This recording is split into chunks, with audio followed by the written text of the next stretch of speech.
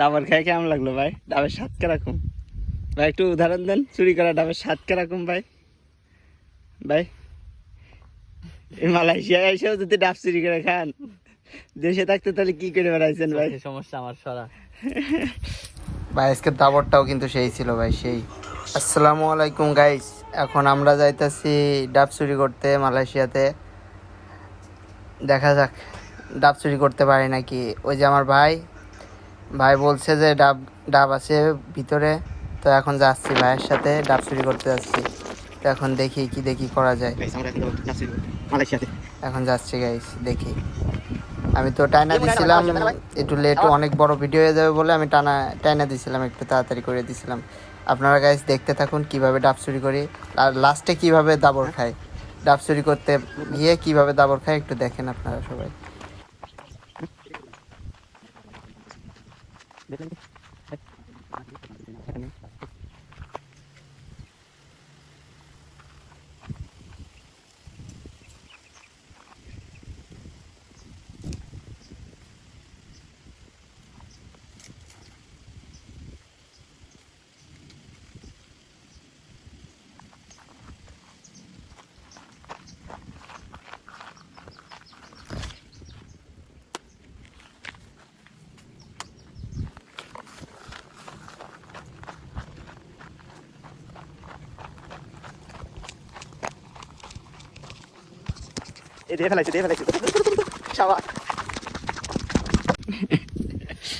এই যে গাইস পেঁপে,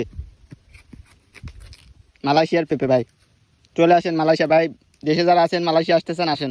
আর সেই যে আমাদের মতো ডাব চুরি করে খাবেন, পেঁপে চুরি করে খাবেন, সব কিছু আছে ভাই। এই দেখেন, আর দেখছেন ডাবের কালারটা দেখেন, পুরা কচি ডাব।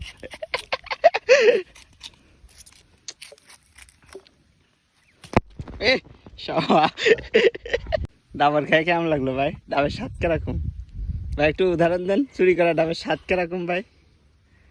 ভাই এই মালয়েশিয়ায় এসেও যদি ডাব চুরি করে খান, দেশে থাকতে তাহলে কি করে বেড়াইছেন ভাই? সমস্যা আমার সরা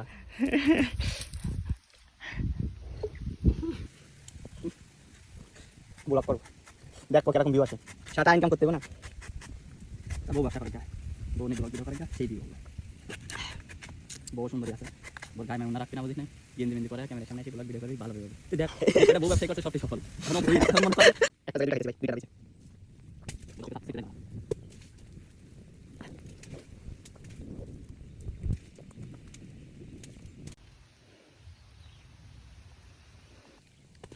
ভাই সেই মিষ্টি ভাই, চলো মিষ্টি।